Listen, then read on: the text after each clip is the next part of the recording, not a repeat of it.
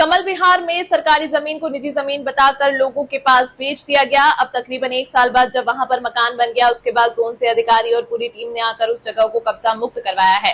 लोगों का आरोप है कि इतने दिनों से यहाँ पर कोई कार्रवाई नहीं हुई, ना कोई हमको नोटिस दिया गया। अचानक आकर सुबह सुबह मकान तोड़ा गया और हमको यह जमीन प्राइवेट जमीन बोलकर बेची गई और इसकी रजिस्ट्री की गई। सरकार की अतिक्रमण हटाने की कार्रवाई पर लोगों को पता लगा कि उनके साथ धोखा हुआ है और उनकी मेहनत की कमाई बर्बाद हो गई।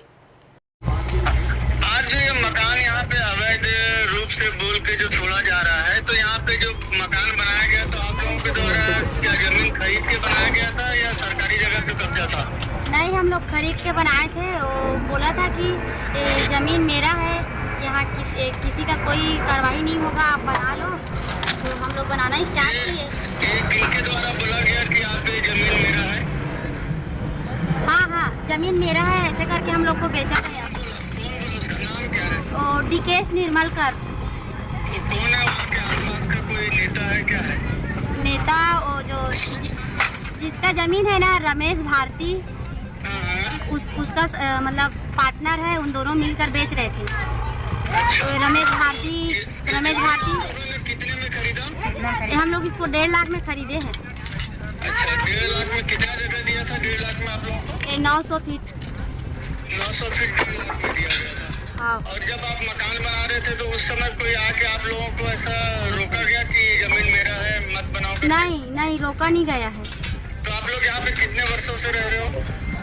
मैं तो किराए से रहती हूँ भैया, पर मैं उनके पास एक जमीन खरीदी थी दिवाली टाइम। मतलब इसी साल दिवाली में? हाँ। ये मकाने जो बनी है करीब कितना, 1 साल से बना है, 1 साल से ज्यादा हो गया? जो पहले बना है वो तो बहुत दिन हो गया बोलते बना हुआ है वो। हम लोग तकरीबन इनका कम से कम 1-1.5 साल हो गया बना। इधर तो 3 साल हो गया बोलते बना है इधर साइड का, और हम लोग अभी चालू किए हैं। तो ये जमीन जो है तो वो सरकारी जमीन है या किसी का प्राइवेट जमीन है? तो सरकारी जमीन है करके हम लोग को बताया नहीं है। बोला है कि ये जमीन हमारा है, हम लोग इसको बेच रहे हैं ऐसे करके। तो हम लोग लिए हैं, हम लोग को पेपर भी बना दिया है। तो अभी जो बुलडोजर चला है तो उन लोगों ने क्या बोल के तोड़ा कि सरकारी जगह है या प्राइवेट जगह है, क्या अवैध कब्जा है, क्या बोलते हो आप लोगों को? मतलब घर जो तोड़ा गया जिससे पहले नोटिस वगैरह दिया गया था आप लोगों को? नहीं, हम लोग को नोटिस दिया नहीं है, एक भी बार नहीं दिया है। तो आके डायरेक्ट तोड़ दिए? हाँ, आग डायरेक्ट तोड़ दिया है ना। अभी तोड़े हैं तो क्या बोले हैं कि सरकारी जगह है कि क्या है? बोले हैं कि सरकारी जगह है ऐसी करके। थाना में मुजगान थाना में आके आप लोग एफआईआर करा दो, जिससे लिए हो उसका नाम लेकर। हाँ।